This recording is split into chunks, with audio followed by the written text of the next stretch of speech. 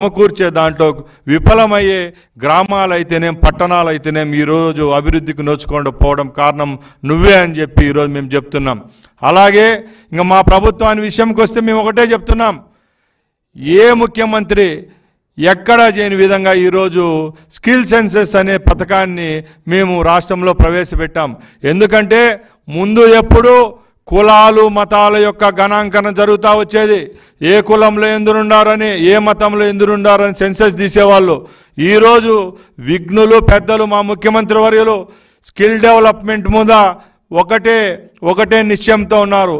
ఈ రాష్ట్రంలో ఎవరైతే చదువుకొని ఉన్నారో, చదువుకోని వాళ్ళు కూడా ఏ వ్యాపకాలపై ఉన్నారో, వాళ్ళకి ఏ దాని మీద ఇష్టం ఉందో దాని మీద ఆధారపడి వాళ్ళకు బతికేదానికి, రాబోయే కాలంలో వాళ్ళకి నిధులు ఇచ్చేదానికి, వాళ్ళకు తోడ్పాటు ఇచ్చేదానికి స్కిల్ సెన్సెస్ కూడా చేసేదానికి కూడా మేము సంతకం పెట్టడం జరిగింది. అలాగే ఇంకా మహోన్నతమైన కార్యక్రమం ఏది ఈ పార్టీ చేసిందో ప్రజల ముందుకు మేము తీసుకొని పోతున్నా. రాష్ట్ర ప్రజలకు 5 సంవత్సరాల్లో ఏ రోజు సంతోషంగా నిద్రలేని వ్యవస్థ ఇచ్చిన పుణ్యం ఈయనకే దక్కింది. నిన్నలా మొన్న 1వ తేదీ ఈ రాష్ట్రానికి నిజమైన పండగ. రాష్ట్రంలో ఎక్కడ చూసినా ఏ మహిళ, ఏ వృద్ధుడు, వికలాంగుడైతేనేం, వితంతువులైతేనేం ప్రతి ఒక్కరి కన్నులలో మేము సంతోషం చూసినాం.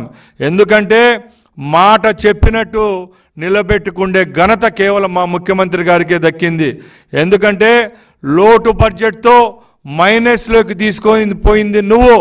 ఈ రాష్ట్రాన్ని 21 రోజు ముందు హ్యాండ్ ఓవర్ చేసుకొని 1వ తారీఖు నాడు 4,000 కోట్లతో ఈ రాష్ట్రంలో ఉన్న ప్రతి ఒక్క వృద్ధునికైతేనేం, వికలాంగునికైతేనేం సుమారు 28 రకాల పెన్షన్లు ఇప్పించిన ఘనత కేవలం తెలుగుదేశం పార్టీది, మా ముఖ్యమంత్రి వర్యులు చంద్రబాబు నాయుడు గారికే దక్కుతుందని మేము సంతోషంగా చెప్తున్నాం. ఇలాంటి కార్యక్రమాలు చేసిన ఒక పెద్ద మనిషిని ఈరోజు నువ్వు ఏదో ఒక రౌడీ యాంటీ సోషల్ ఎలిమెంట్ను, ఒక వ్యక్తిని నువ్వు పరామర్శించేదానికి వచ్చినట్టే పోకుండా ఈ రాష్ట్ర ప్రభుత్వంపై విమర్శించడం చాలా సిగ్గుచేటు. ఇప్పటికైనా నువ్వు ఇవి మానుకోవాలా. ఇంకా నీ టైం ఈరోజే రాలేదు. నువ్వు స్టేట్మెంట్ ఏదో ఇచ్చావు, దగ్గరలోనే అంటున్నావు. నీకు 5 సంవత్సరాలంటే అంత దగ్గర అని మేము అడుగుతున్నాం. మేము ఒకటే చెప్తున్నాం, 5 సంవత్సరాల్లో ఈ రాష్ట్రం యొక్క రూపురేఖలు మార్చే ఘనత ఏదైతే ఉందో అది కేవలం మా ప్రభుత్వానికే దక్కింది. చేసి చూపించేదానికి కూడా ఈ ప్రభుత్వం ముందుకెళ్తుందని మేము తెలియజేసుకుంటున్నాం. ఇంకొకటి చెప్తున్నాం, నీ పరిపాలనలో అయితే ఏ శాఖల్లో, ఎక్కడెక్కడ, ఏ వ్యవస్థల్లో అన్యాయాలు జరిగినాయో, అక్రమాలు జరిగినాయో ఇవన్నిటికీ వెలుగుదీసే పనిలో తెలుగుదేశం పార్టీ, మా ప్రభుత్వం ఉందని మీ అందరి ముందర చెప్తున్నాం. మేము నీలాగా విధ్వంసకారులం కాదు.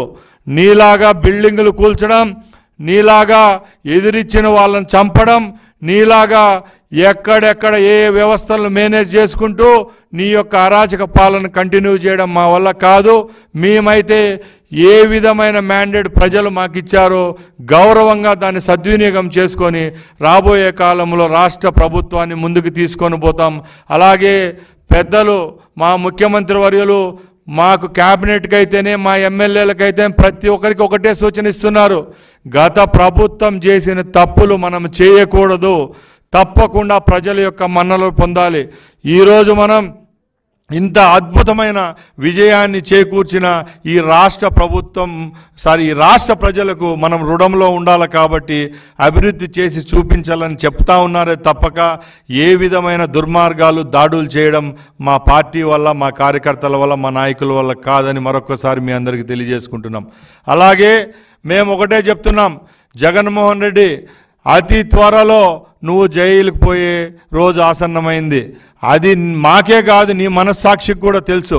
నువ్వు 5 సంవత్సరాలు ముఖ్యమంత్రిగా ఉండి నువ్వు పాత తప్పులు కప్పుపుచ్చుకుంటా వచ్చినావు.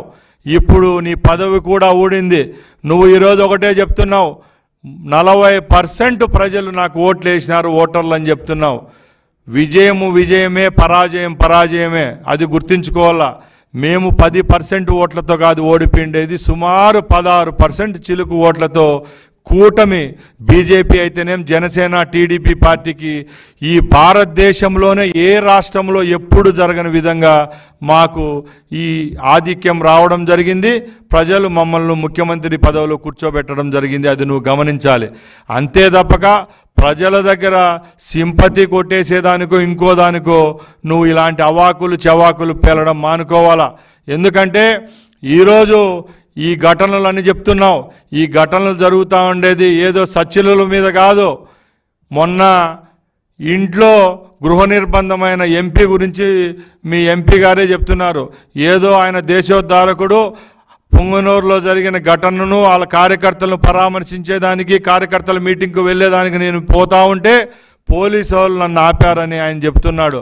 నేను ఈరోజు మీకు చెప్తున్నా, గత 5 సంవత్సరాల్లో ఏ రోజైనా చట్టపరంగా ప్రతిపక్షానికి ఇవ్వాల్సిన గౌరవం మీరు ఇచ్చారా అని నేను అడుగుతున్నా.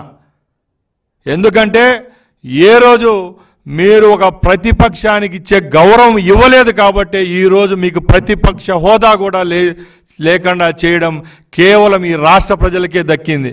అది మీరు గమనించాలా. ఎందుకంటే మాకు ప్రతిపక్ష హోదా ఉన్న